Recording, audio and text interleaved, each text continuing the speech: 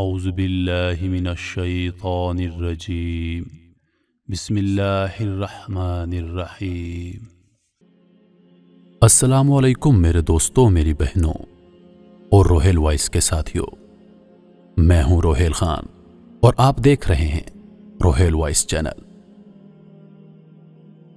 محترم خواتین و حضرات، کرۂ ارض پر سندھ کے احسانات اور ہماری جہالت۔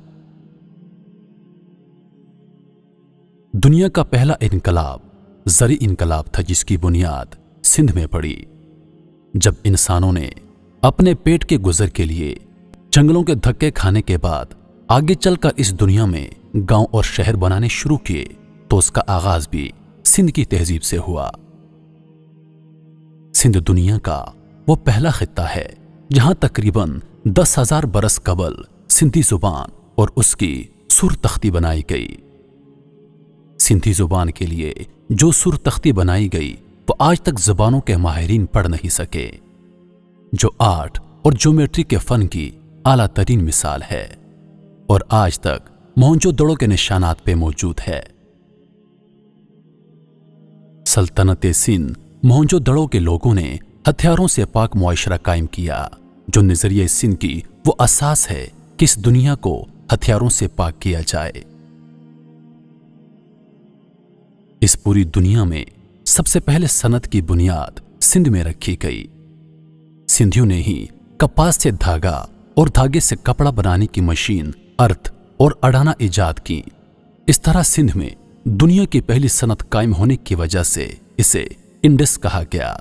اس کے بعد ہی انڈسٹری کا لفظ وجود میں آیا۔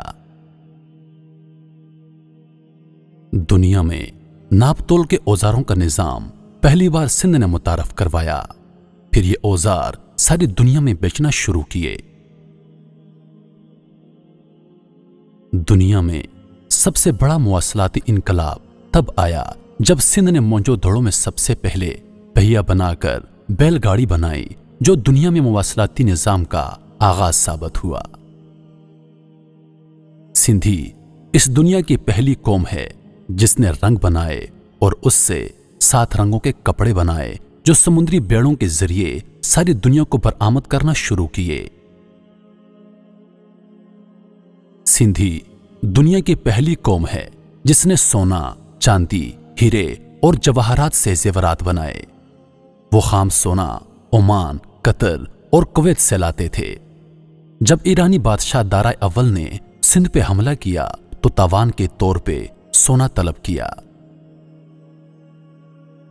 سندھیوں نے 5,000 برس قبل اینٹیں بنا کر شہری منصوبہ بندی کی بنیادیں رکھیں۔ سندھیوں نے سمیری زبان کے لیے کیونیفارم اسکرپٹ تیار کی، جو آگے چل کر 50 سے زائد قوموں نے اختیار کیا۔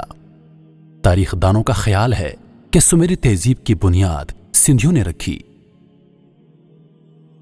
1300 قبل از مسیح سے 3400 قبل از مسیح تک سندھ ایک طاقتور سلطنت رہی، اور المیہ دیکھیں کہ آج سندھ اپنی تاریخ کی بدترین غلامی کی زنجیروں میں جکڑ چکی ہے۔ سندھی اپنے تاریخی وطن سندھ میں بے بس، مجبور اور اس کی نعمتوں سے محروم ہیں، اور سندھیوں کے اس تاریخی قدیمی اور تہذیبی وحدت و حرمت سے سنگین بے شرمانہ اور بھونڈے کھلواڑ کیے جا رہے ہیں۔ سبھی پاکستانیوں کا فرض ہے کہ وہ سندھ کے محروم انسانوں کا ساتھ دیں۔